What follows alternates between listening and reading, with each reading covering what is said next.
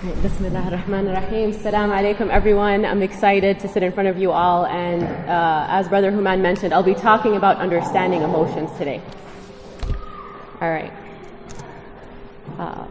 So a little overview of what I'm going to be talking about today. I'm going to start with an introduction of what emotions are. What are these things we call emotions?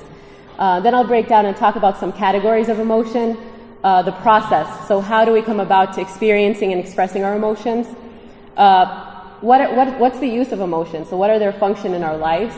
And then I'm going to zone into a few specific emotions. I'm going to talk about anger and fear and how they can become problematic in our lives. And I'm going to end with talking about grief and loss. All right. So why do we need to understand emotions? Does anybody have any input, or somebody can give me some input why they think? Why do we need to understand emotions? Yeah. Definitely. If we don't understand them, how are we going to deal with them and cope with them? Definitely. So that's definitely an important reason, and it's part of mental health. So learning how to understand and how to express our emotions in a healthy way is an important part of having good mental and emotional health. All right. So going back to what are these things we call emotions? So I'm going to read the definition and I'll break it down. So it's a psychological state. It's an experience that has a subjective aspect to it, a physiological response, and an outward behavioral expression. So I'm going to talk about it in an example. So somebody cuts you off on I-90, right? You're first going to have a subjective experience. You might feel angry or irritated. Your physiological reaction, that's what happens to your body. Your face might turn red, your heart rate goes up. You're like breathing through your teeth. Your outward expression, one of the possibilities, you could raise your voice, you could honk, you could yell. All right. So categories of emotions. So researchers generally divided emotions into primary emotions and secondary emotions. Does anybody have a sense of or knows what primary emotions are? You can guess. Yes. Exactly. So that's one of the definitions of a primary emotion. It's the initial underlying feeling that a person has. And so they're basic and they're universal. So people around the world experience those emotions in similar ways and express them in relatively similar ways. So those are happiness, sadness, surprise, fear, disgust, anger, and contempt. So if you go around the world, you see somebody expressing or experiencing those, you're able to recognize them. So researchers have also shown that both adults and infants experience those in the same way. And they're often transient, so they're usually brief. You experience them quickly and immediately in the moment, like you get scared in the moment, angry, happy, and they go away as fast. Usually when feelings stay, it goes to the second level, which is the secondary emotion. All right. And some of those emotions are divided into positive and negative. So happy, surprised are usually more on the positive, and sad and angry are seen more on the negative side. All right. Secondary emotions, so they usually require thought process. So they develop when a person matures and has more cognitive or mental abilities, and it's making sense of those initial emotions or situations. So some of those examples are jealousy. So you don't just automatically feel jealous. You might feel scared or angry, scared that you're going to lose someone, or angry that somebody is not preserving the sanctity of a relationship. And then thinking about it, you start to develop this sense of jealousy that's going to be more long-lasting and could be problematic. And those vary across cultures because cultures put different meaning into different settings and situations. So usually infants experience pleasure or pain. That's their emotional spectrum. And then they have the primary emotions, the happiness, sadness, anger. And then as you grow older, you start to develop more complex secondary emotions. So in therapy, when we work with clients, it's really important to understand, as you mentioned, to be able to cope with emotions. It's important to understand not only the secondary emotion if somebody's feeling insecure or feeling having kind of low confidence or jealous, but it's also important to understand what's the underlying emotion that they're feeling. Are they scared? Are they sad about a situation and that's why they're feeling like they're insecure? All right. So there's a lot of things that influence how we experience and express emotions, and I want to just touch on culture and emotion. So before I go into that, can anybody give me an example of how culture can influence how we express or how we think about emotions?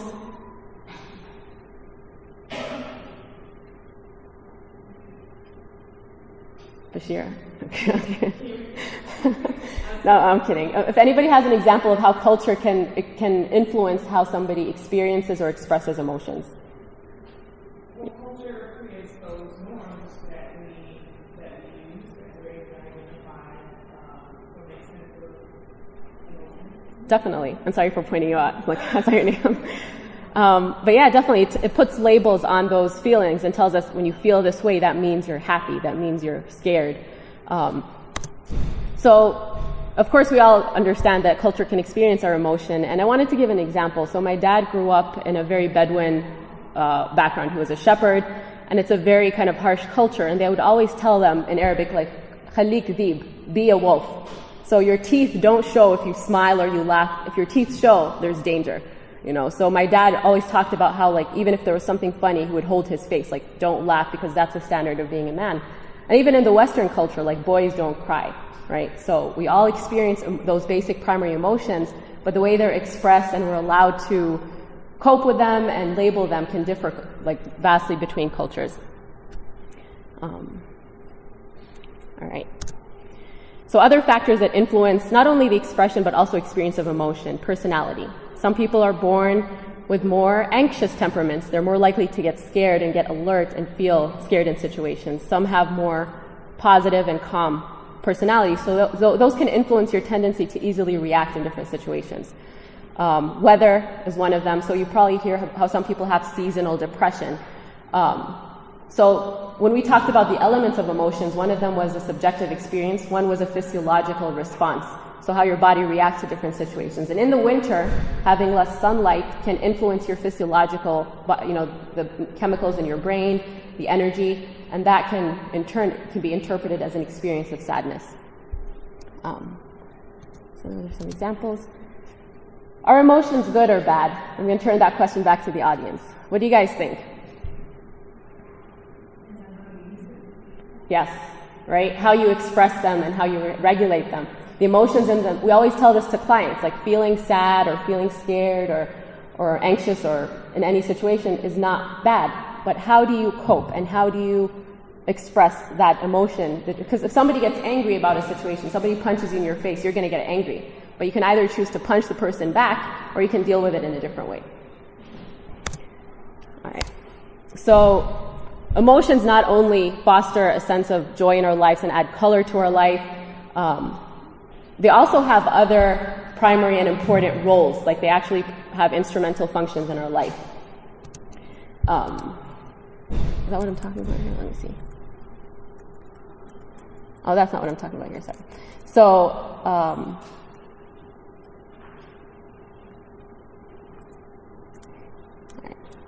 so as we said, emotions in themselves are natural and we're biologically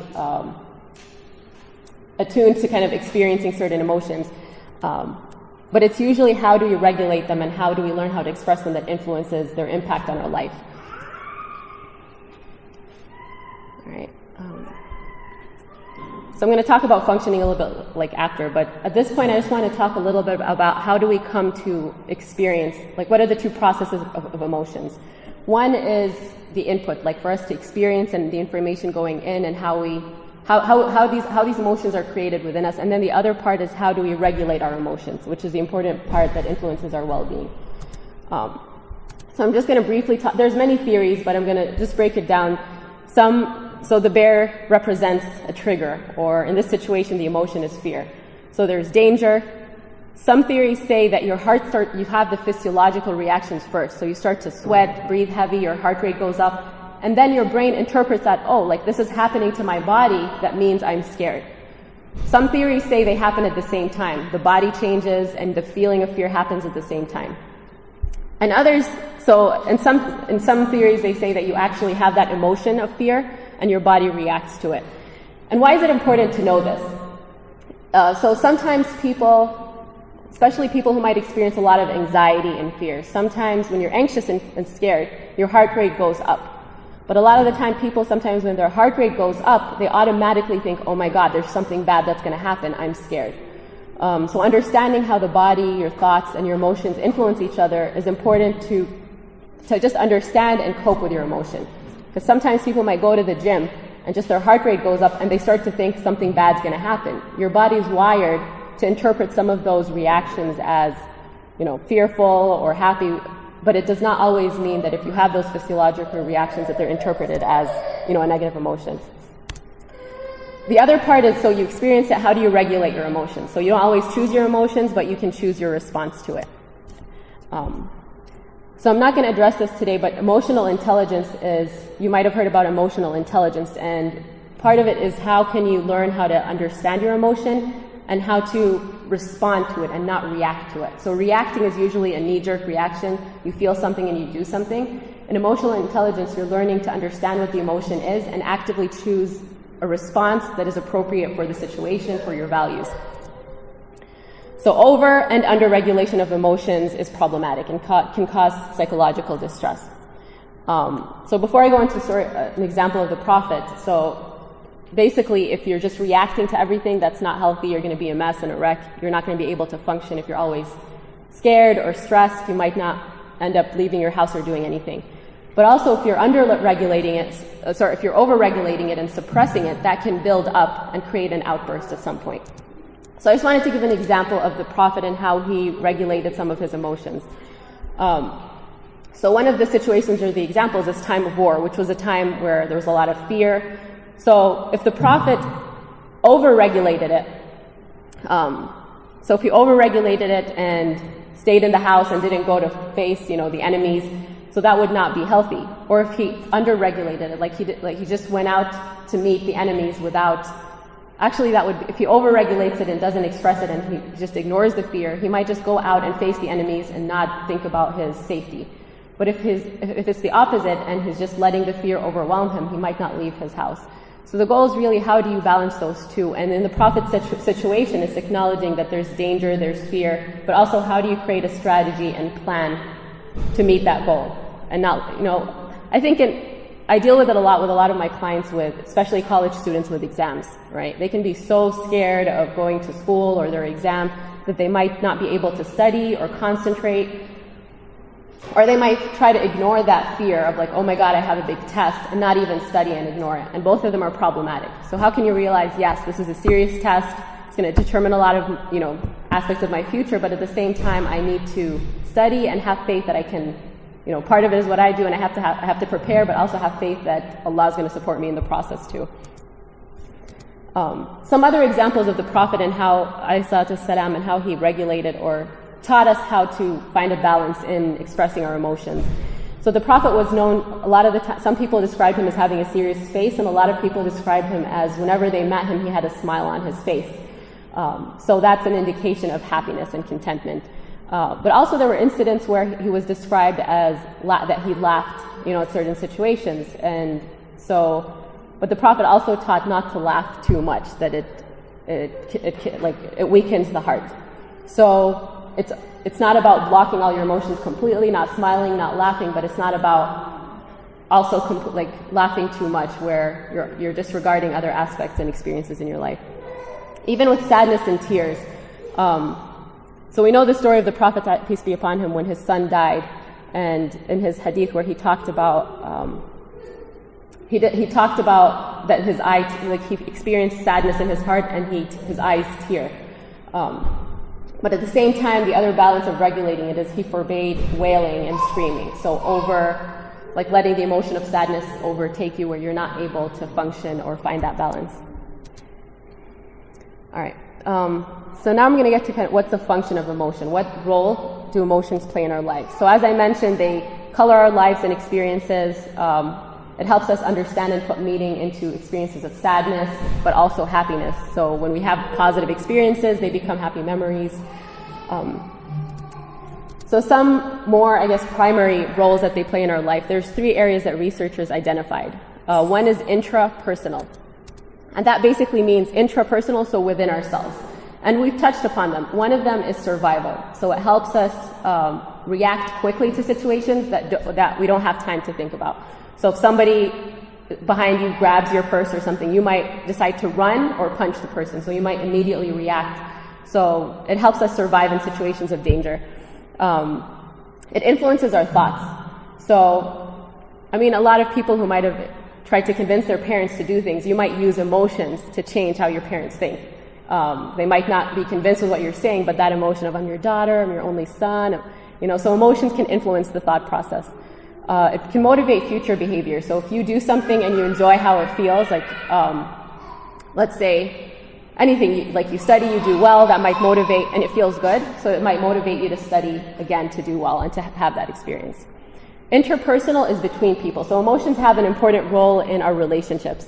So one of the things that it helps facilitate a specific response in the person who observes you. So if a husband and wife, if somebody sees the other person like looking sad or distressed, the other person might respond in a way of like giving a hug or reassurance. So it helps elicit a certain reaction in the other person. Or if you see somebody in their face, they look like they're angry, what are you likely going to do? You might avoid the person or intentionally not bring up something that might bring more distress. It also provides incentive for desired social behavior. So, for example, helping people or volunteering or giving donation or charity, that might bring a positive feeling in you and in the person that you helped. So that motivates continuation of those behaviors. The social and cultural aspect, so when it functions so all cultures have different rules and belief systems that people within that culture try to adhere to adjust and fit in them, and emotions is one of them. So all cultures have some hidden rules about what emotions you express, how you express them, so learning those would help you adapt to the culture as well. All right. So within the last two parts, it talks about how emotions function within relationships and within societies. So I want to kind of zone into how emotional expression and experiences is a two-way street. So researchers found that facial expressions can generate the same expression in other people. So it can be contagious. So you probably had the experience where you watch TV and something painful happens to somebody and you just almost feel that pain just looking at their facial reaction. Or you see people laughing, even if you don't know what they're talking about, you automatically you might laugh. You'll be the person in the corner laughing, not knowing what they're talking about. And so between people, there's a two-way street, but also within ourselves. So our face, the expressions on our face send messages to our brain telling us how we feel. So some people would say, just smile, right? Just smile and you'll feel happier. Is that true or not? It has some truth to it. So there's an interesting experiment they did where they had a group of people bite a pen in their mouth, and that made them smile, right? They didn't tell them smile, because that'll automatically make you feel happy. So they had them bite a pen, and it'll make you smile. And the other group, they had them put a pen between their lips. So that would kind of put them in the frowning position. And they showed them a video, different videos, funny videos, sad videos. And they noticed that people who were in the smiling position were able to notice more happy, funny, positive instances in the video. It didn't really work when they were watching negative or sad videos. So what that tells us is that if you're smiling more, you're more likely to notice positive things when they're happening. So there is truth to it, and we know the Prophet ﷺ said that when you smile to your brother's face, it's charity. So now we have an in-depth understanding of when you smile, you're giving more of a possibility for other people they might recreate that experience in others, but also you're creating a better sense of happiness and positive experience in yourself. All right, so at this point I'm just going to talk about two emotions. So I like talking about positive emotions, and I'm glad that Dr. Rania addressed the pursuit of happiness. So you got an input on how to achieve happiness and how it influences our lives and experiences. I'm going to talk about fear and anger. So let's start with fear. So the emotion of fear is one of the primary emotions, right? And it gives us a lot of valuable information. It's a warning sign for danger. So if you're scared, you're alert, you're going to respond in a certain way. It creates an intense energy in our system, and we'll talk about what that energy does. Have you guys heard about the fight and flight response? Some of you. So it's fight, flight, and there's freeze. And this is one of the responses that happens in our body when we're faced with fear. So in our nervous system, there's like a subcategory. there's like two highways. One that's activated when you're relaxed. That's when that's when you eat, you feel hungry, you might feel your heart rate goes down, you're engaged in deep breathing. You're just kind of in that rest. Some people drool. You're kind of in that rested state. The other one, which is the sympathetic nervous system, is the one that's active when you're scared. And that ends up in either fighting. A lot of people, when they're scared, they might realize they have more strength, or they do things that they feel like they weren't able to do. And that's because it activates a whole reaction in your system that we'll talk, let's see, is it the next one? Yeah. So it releases the stress hormone, it increases your heart rate, widens your pupils dilate. And it's basically preparing you to attack or fight whatever the danger is. So if your pupils are dilated, you collect more information. If you're sweating, if you think about it evolutionary, like if somebody's trying to catch you, you're more slippery. They're slowing up your digestive activity. So people, when you're in danger, you're not thinking about eating. So a lot of people, when they're scared, their stomach hurts, they don't have appetite. Your heart rate and your breathing it speedens, and part of that is to get more oxygen into your muscles, so you can respond faster. So subhanAllah, this is like such a blessing that Allah programmed us to automatically respond and react to dangerous situations. And one of the reasons, I think as therapists and counselors, we use this a lot in talking to people who are experiencing a lot of anxiety, because this is a very healthy and adaptive response, but it doesn't only react to real, actual danger. It doesn't just react to people attacking you or something bad happening or being intruded on, but it also reacts if you perceive something as dangerous. So if I perceive my exam as something dangerous and I start thinking oh my God, I need to get an A to be able to pass this exam, to graduate from medical school, to have oh my God, I'm going to be homeless, I'm not going to have a job. And you end up to extreme catastrophic thought processes. That sends a signal to your mind oh my God, danger, alert, and your body will respond with all of these symptoms. So when this happens, you're either going to feel really anxious, and you're not going to be able to concentrate on anything because you start to have tunnel vision. You're just focusing on the danger. And the more you think about it, the more it makes you anxious and scared. So you either start to experience intense anxiety, and some people experience panic attacks, which is very debilitating. And if anybody has seen or experienced panic attacks, a lot of people feel like they're going to faint or have a heart attack or die. Because as we said, one of the emotional elements and components is a physiological reaction. So people start to feel their body, their chest tighten up. They can't, their stomach hurts, they're dizzy, and they think that something medical is going wrong with them. All right, so that's kind of the fear overdrive that I talked about, and it ends up leading. And it really depletes your energy because it's using a lot of the energy in your body. So a lot of people, after feeling anxious or scared, they feel very tired after that. And subhanAllah, so Islam teaches, so when we talk about regulation of emotions, so we're acknowledging that it's okay to feel fear, but at the same time, you don't want it to come to a level where it's overtaking you. So the concept of even tawakkul, relying on God, do your job, but also rely on God. It's not this unrealistic, okay, it's all in God's hand and feeling helpless. There's something that you can do, but at the end, not everything is in your hand. Because a lot of people sometimes in situations in life start to feel like everything is in their hand, and that leads to feeling, because things can go wrong, so you start to feel really scared about that. Anger. So anger, we talked about primary and secondary. Anger a lot of the time is seen as a tip of an iceberg to a lot of other underlying emotions, and it's seen as a secondary emotion because we tend to respond with anger when we feel vulnerable. So it's not just, so the basic emotion of anger is when you're not okay with something. But a lot of the time people respond to anger, a lot of research at some point when they talked about gender differences in emotions, they said a lot of men who are experiencing depression and sadness outwardly experience anger. Because you're feeling vulnerable and the culture is saying, men, you can't feel sad, that vulnerability is bad. So what's okay for men generally is communicated that, okay, it's okay to be angry.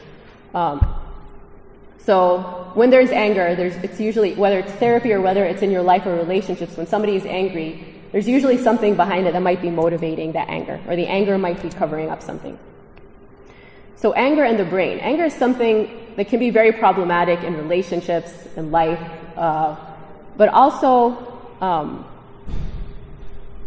on the brain level, and spiritually too. It's an emotion that has specifically been talked about in Islam. So I just want to kind of talk about the brain because there's something interesting that happens to the brain when you're angry.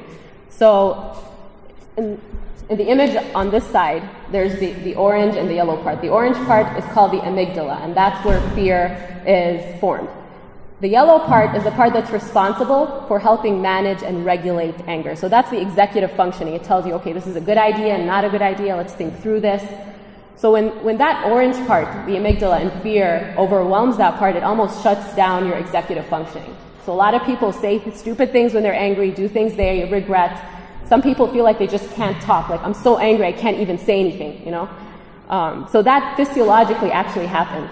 So when you're feeling intensely angry, the first thing is you want to calm down. You want to get out of that situation. You don't want to make decisions, do things when you're in that state.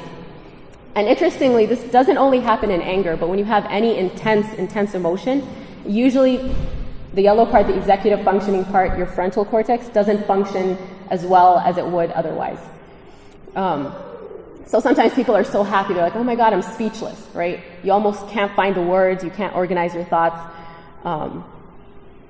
And so the opposite thing, being able to put words to your experiences and your emotions helps calm down the amygdala, the part of your brain that is activated when you have intense emotion. So when people tell their kids, use your words, you're actually helping the child calm themselves down on a physiological level and also cope with their emotions in a positive way, communicating in that relationship. So many of you probably heard the hadith by the Prophet, do not be angry. And this does not entail don't experience the feeling of anger, because we're sanctioned to be angered when the boundaries of Allah are transgressed again, when there's oppression. So this is more about the reaction, like don't be in that state, don't be in a state of anger, and don't react and don't respond and have behaviors that are rooted in anger. And the Prophet continues. So this hadith, like somebody came and asked the Prophet to advise him, and the Prophet said, do not be angry, and asked him again, advise me, and he said, do not be angry. So he repeated it, and the Prophet elaborated, he is not strong and powerful who throws people down, but he is strong who withholds himself from anger. It is strength, because if we go back to this picture, that prefrontal executive functioning part of your brain, the language, when you're able to foster that and understand your emotions and practice and understand choices that are better options and activate it when you're feeling angry, that is actually that is an indication of strength, mental strength, at least from a psychological perspective. So just some examples, you're probably aware of some of these, but healthy and unhealthy ways of expressing anger. So unhealthy ways would be like screaming, getting physical and aggressive, but also holding anger inside. So it doesn't mean block it out completely. Some of the healthy ways is exercising self-control. So that needs patience. You feel like you want to do something, but actively trying to hold yourself from doing that. But also preparing yourself with some exit ways. So take a deep breath, take a walk. When we do couples therapy, we tell couples that when you're feeling overwhelmed by your emotion, it's not just the job of the other person to do something in the relationship, but how can you learn some ways or even communicate ways with each other indicating that, okay, I'm really angry, I'm overwhelmed, I need a break, and be able to give the other person that break. Because even taking 15 or 20 minutes away from that situation, doing deep breath, sitting down, washing your face with water, can significantly lower your heart rate. And we talked about how emotions and your heart rate can be connected. So when your heart rate is down, it's sending signals to your brain that, okay, the situation is not as intense or is not active as it was before. Thinking of words to communicate your true feelings, so putting your feelings into words can help calm down your emotion. Cognitive reappraisal, which is something we do in therapy. It's like, how can you put a different meaning and understanding to the situation? So if you said that this person was late, because they wanted to disrespect me. I told them yesterday not to be late and they're disrespecting me. You're going to get angry. But when you're able to put a different meaning and understanding, and Islam teaches us, right, give benefit of the doubt to people and give reasons and excuses for them. But if you were like, okay, they were late due to traffic and they didn't do it because it was a personal attack on me, that's going to change how you emotionally feel and react to that situation. All right. So in the last section of my presentation, I'm going to talk about grief. So grief also, it's a natural reaction to loss, but it's a very painful reaction. There's no specific right or wrong way to grieve, meaning everybody grieves in a different way. But again, there's healthy ways to cope with it, and there's unhealthy ways to cope with it. And of course, the more significant the loss, the more intense the reaction of grief is. And grief is not only a reaction to death. A lot of people think about grief with death, but it can be to different losses. It can be a miscarriage. Some people might say, oh, your infant is in heaven, and almost in a dismissing way. But even losses like that, even when there's a benefit, it's normal to have that intense reaction of grief. It could be retirement, because when you retire, you're losing that aspect of your life, that future. If you lose a job, even all of a sudden, you might have a reaction of grief to that. Loss of a dream.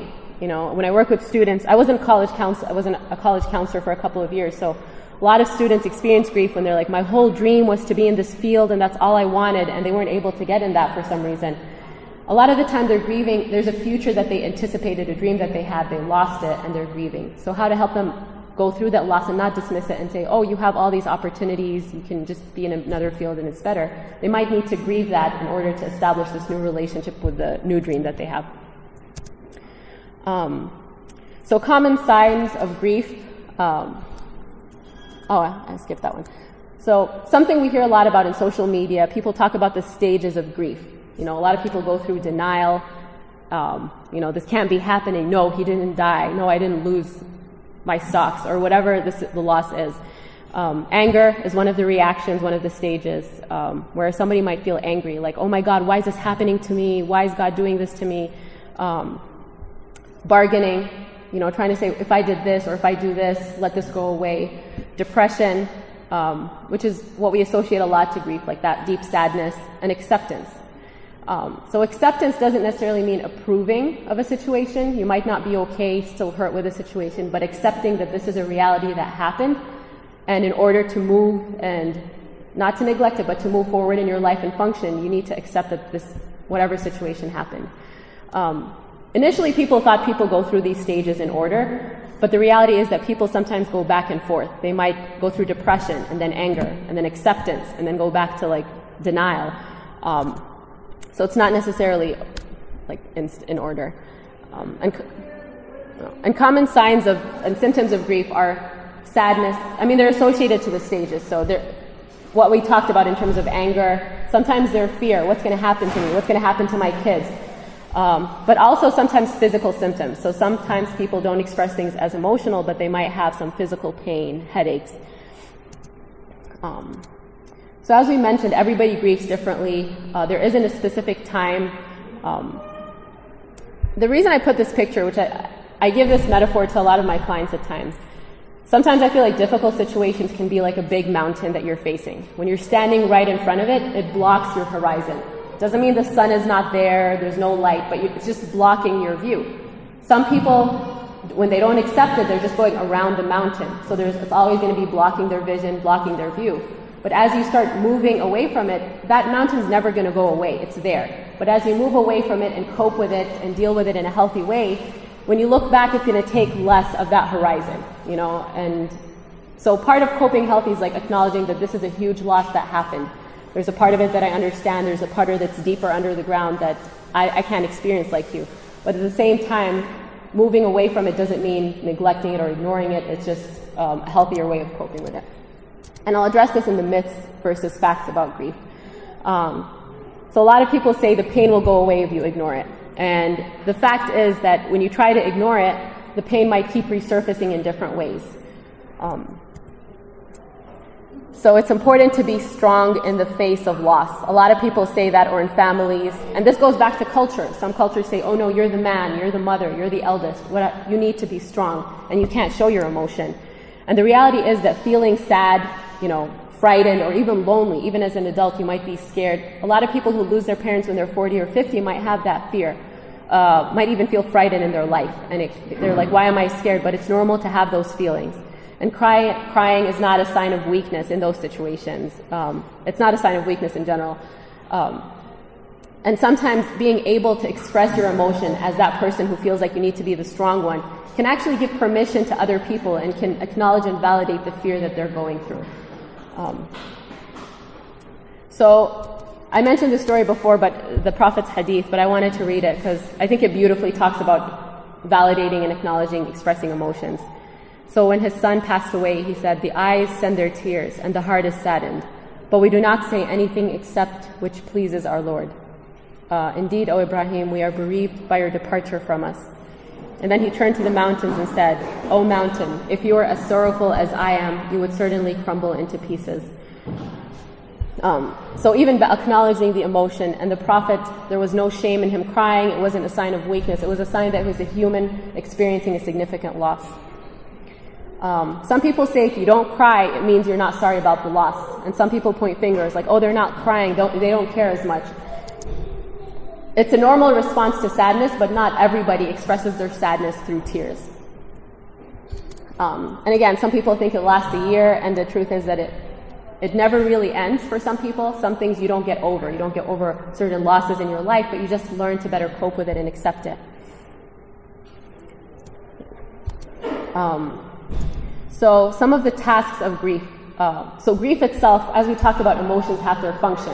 Part of grief is, one of its tasks is to accept the reality of loss. I'm feeling really sad because I lost somebody I really love. To experience the pain of loss. So part of the process is you're going to experience that pain. It doesn't go away. You have to go through it. And another goal is how can you learn to adjust to adjust in a new environment without that lost person, and how to learn how to reinvest in a new reality. Let's see. All right, and of course, along the journey, I think I'm almost out of time, but so the journey towards healing, a lot of the time it's helpful to turn, even if you feel like you want to isolate yourself and nobody else is really going to understand, it's helpful to turn towards friends and family. And a lot of people are like, I don't want to be a burden, but it can be very significant and helpful. And people around the person who's grieving can feel more useful and connected doing that. Support groups can be helpful, talking to people who understand or went through what you went through.